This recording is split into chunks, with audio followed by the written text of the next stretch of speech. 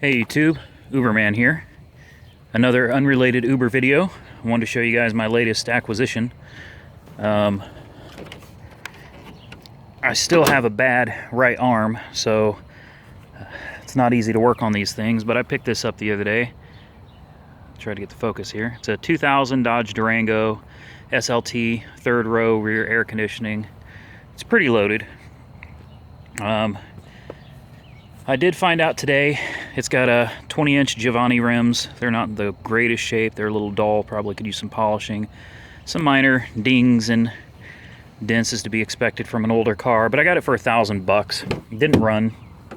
Got the battery disconnected, so I wish this Focus would stay.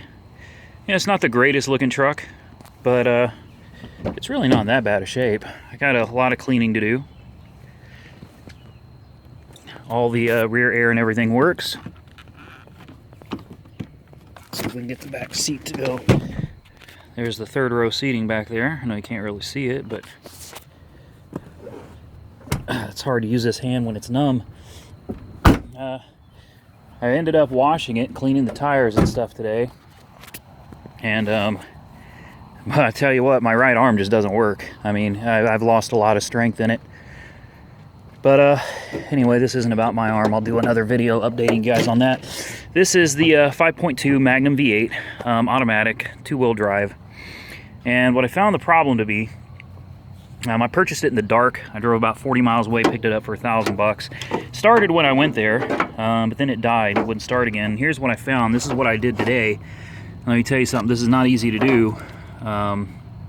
Crimping and butt splicing wires with a bad hand. I know this isn't the best way to do it. I really wanted to solder. I'm very professional with the way I do things, especially when it comes to electronics. Typically I would have soldered these and I would have used heat shrink on each individual wire, but my right arm is just not going to allow me to do that, and I don't have anybody that can help me. What I found is that someone had cut all of these wires, probably replaced this particular pigtail. All the wires match up, all the colors match, so there's no issues there. All the wires have connections, and it plugs into the ECM just fine.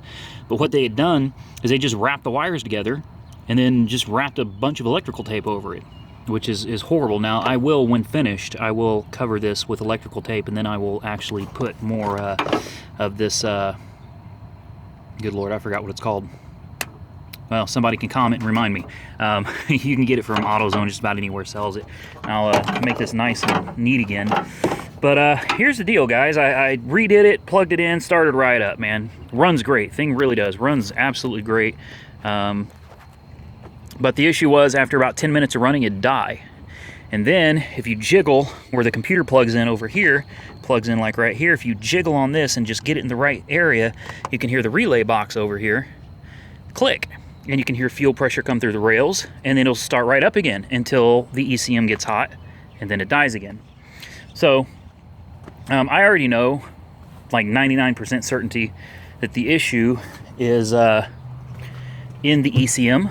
I believe that what happened, ignore the children, I believe that what happened is when the people decided to rig up the wiring, they probably got a wire or two or 10 touching one another, and it probably burned a trace in the board.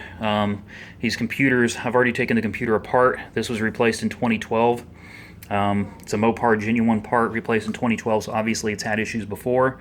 What I believe, and right here is where the plug-in that's causing me the issue is, took the computer apart, and as I figured there would be, it's full of this gel, basically for electronic components that are going to be left in areas that are sensitive to heat and moisture and things. They fill this with a gel that protects the electronics.